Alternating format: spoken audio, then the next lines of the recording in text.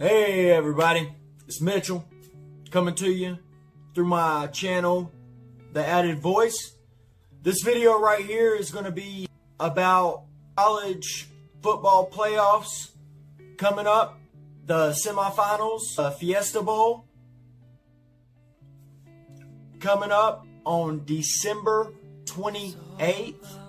Instead of me doing a whole long video, it's going to be a two-part series. So we got 4 teams. Got LSU, Ohio State, Clemson, and Oklahoma. The Oklahoma Sooners. So LSU is 13-0. Ohio State is 13-0. And Clemson is 13-0. With Oklahoma 12-1. So LSU is number 1 seed. Ohio State 2, Clemson 3, and Oklahoma 4 seed. The pairings are LSU number 1 seed versus number 4 seed Oklahoma Sooners. And then what this video is going to deal with is the second matchup, which is Ohio State seed number 2 versus Clemson seed number 3. Clemson, also a need to know, is Clemson is the defending champions of last year. They won the championship last year. They also won the championship in 2016. So they've been on a tear. Clemson's actually on a 28-win streak, which is kind of crazy if you think about it. I'm going to read a few articles, but they're on a 28-win streak. They won 15-0 last year and won the championship. They went 13-0, 28-win streak, won the championship. Started out this season number 1, didn't lose a game, yet they dropped to number 3. Yeah, that don't make no sense to me. This video is Ohio State versus Clemson, number 2 seed versus number 3 seed, and I'll make another video, LSU number 1 seed versus the number 4 seed Oklahoma. I'm going to get in and I'm going to read a few articles. Dabo Swinney, the coach of Clemson, they're going for their second NCAA Division I football championship in a row. Dabo Swinney, Roy Bus, fueled up for Clemson in CFB playoff. Clemson has every reason not to feel like an underdog as the college football playoff gets underway. But do not tell Dabo Swinney that. The longtime Tigers head coach has his team forgetful of the 2018 season, which ended at 15-0 in the national championship, as he prepares for the CFB playoff semifinal December 28th in the PlayStation Fiesta Bowl against Ohio State. While number 3 Clemson 13-0 is the betting line favorite against the number 2 Buckeyes 13-0, Swinney keeps the chip on the Tigers' collective shoulder. Every year you start over, Swinney said. Thursday at the CFB Playoff Media Conference in Grapevine, Texas. We remind ourselves of that all the time. You got to earn it every single year. But yeah, the Roy Bus is fueled up, for sure. It's been easy this year. I really haven't had to do a lot. Pretty well stated on that. I think as a coach, you take free fuel anytime you can get it. We got a good football team. We've earned our opportunity to get here. I'm proud of them. At this point, it doesn't matter if you're 1, 2, 3, or 4. You're going to play a great team. The margin for error is very small. We just wanted to be here, to have that opportunity. We are what we are right now. We're a team with a chance. Hopefully we can take advantage of that opportunity. Since the September 28th scare at North Carolina, which Clemson edged 21-20, the Tigers ripped through their 2019 schedule as they ended the regular season with 8 straight blowout wins of 31 points or more. Crowned the ACC champion after last Saturday's 62-17 rout of Virginia in the conference title game, Clemson rides 28 straight wins into the CFB playoff semifinal against Ohio State, with the Tigers favored by 2.5 points.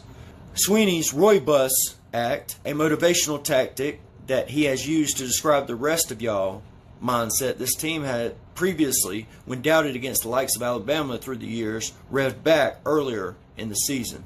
So I went back to the shed this week and took the tarp off the Roy Bus. Just took it off, Sweeney said October 9th after Clemson's 1-point win over the Tar Heels. I thought we were off the Roy Bus for a while. Pumped up the tires, gave it a bath, gave it an oil change, ran down there to the $5 oil change, fluffed up the seats a little bit. Here we go, back on the Roy Bus, man. Sweeney's rants about the Tigers' perceived lack of respect increased throughout October and November, peaking after November 30th's 38-3 win over South Carolina. Beating South Carolina is huge from a national standpoint because obviously we lose this game, they are going to kick us out of the CFB playoff, Sweeney said November 30th. They don't want us in there anyway. We dropped to number 20, you know. Georgia loses to this very same team, and their very next day, it's how do we keep Georgia in it? We win to the team, North Carolina, that beat South Carolina, and it's how do we get Clemson out? The Bulldogs, 11-2, Georgia Bulldogs, lost 20-17 in double overtime, and the Gamecocks 4-8. October 12th, after a slight tumble out of the top four, re-entered the CFP playoff race down the stretch before losing 37-10 against LSU, 13-0 last Saturday in the SEC championship game. Now, people get amnesia this time of year, Sweeney said December 3rd. Now, all of a sudden, these last 2 or 3 weeks, everybody wants to say Clemson is a great team. We're the same team we've been all year. It's just now they have to recognize that. But it's really not any different than it's been all year. All I can tell you is I don't know why, but sometimes I don't think we get the benefit of the doubt, and that's a shame. A guy asked me a question on Saturday if the game matters nationally, and I'm like, what are you talking about? Yeah, it matters. We get beat and we are out. That's not a shot at the committee. I don't even know who is on the committee. I have no idea. Don't know and don't care. I think the committee has gotten it right every year. I think they do a great job. That's not one iota of what I was talking about. I was talking about how this team has been betrayed this year so inaccurately. Ohio State versus Clemson. Number 2 seed versus number 3 seed. They're both 13-0. From the New York Post, Ohio State, Clemson anger is college football playoffs overwhelming subplot. Ryan Day had the look of disgust on his face at seeing Ohio State given the number 2 seed. Dabo Sweeney immediately played the no respect card, telling his players Clemson was the first defending national champion since 1966 to open the season number 1, go undefeated, and drop to number 3. Both reactions were revealing.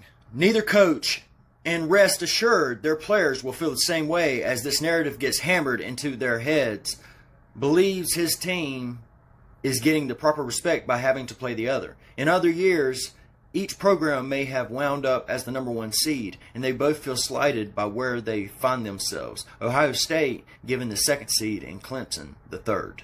Will both have plenty to prove in a showdown due December 28th in the Fiesta Bowl in Glendale, Arizona. That may be the most anticipated semifinal game in the 6th year of the college football playoff era. It will feature the potential number 1 pick in April's NFL draft, Ohio State defensive end Chase Young. Possibly the top 2 picks in the following draft, QBs Trevor Lawrence of Clemson and Justin Fields of Ohio State, and 2 of the country's top 4 scoring offenses and 2 of the country's top 3 scoring defenses. The respective chip on their shoulders is there for a reason.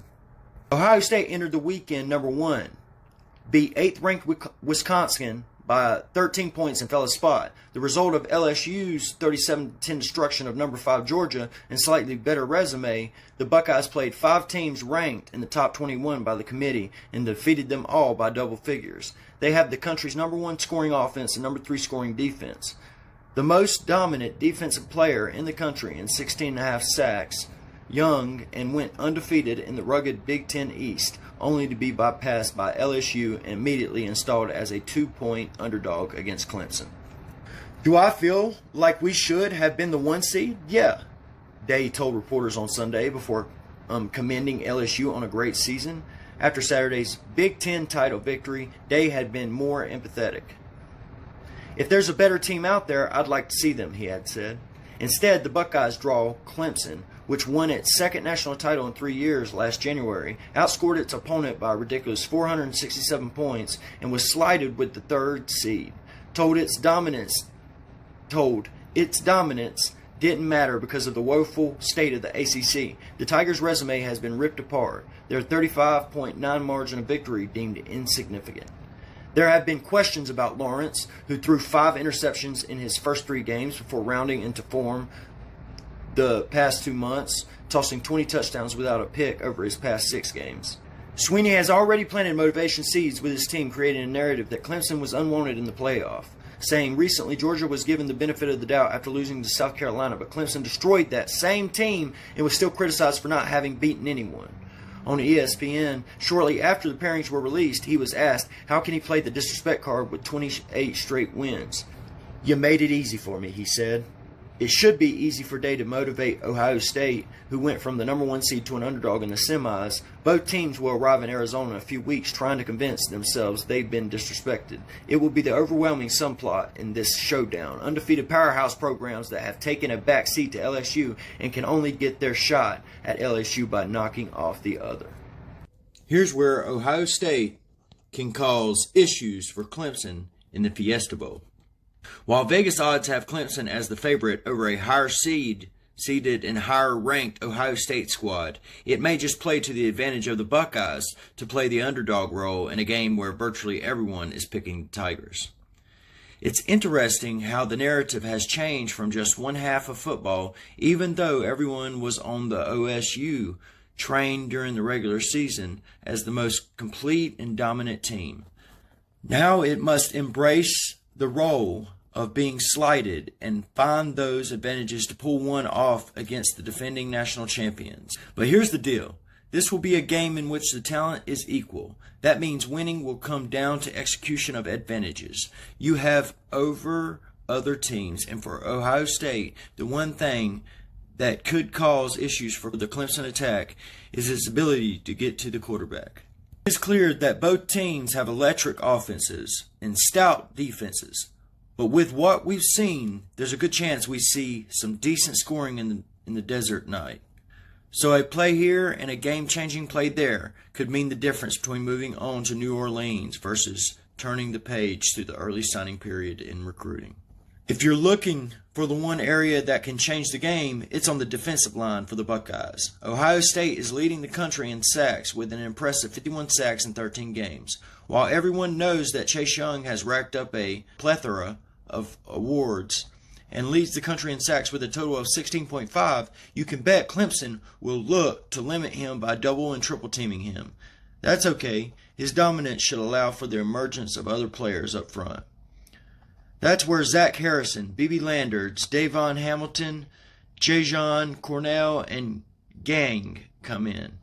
If you look at the film in the games against the team up north in Wisconsin, you could say that teams were able to limit Chase Young. But that didn't stop others from getting in on the act. While it is easy to forget about the rest of the defensive line with such a big name as Chase Young, it is certainly important to recognize the others who have been such a big factor in the trenches. It may seem like everyone else's stats seem quite small compared to Chase Young, but let's realize that they all feed off each other. Clemson quarterback Trevor Lawrence is a difference-making talent at quarterback. In order to win this one, Ohio State has to disrupt the flow of the passing game. The Buckeyes are more equipped to do that than any other team in college football playoffs. Ohio State versus Clemson, December 28th.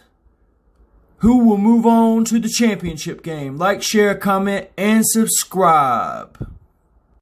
LSU Oklahoma breakdown coming up next.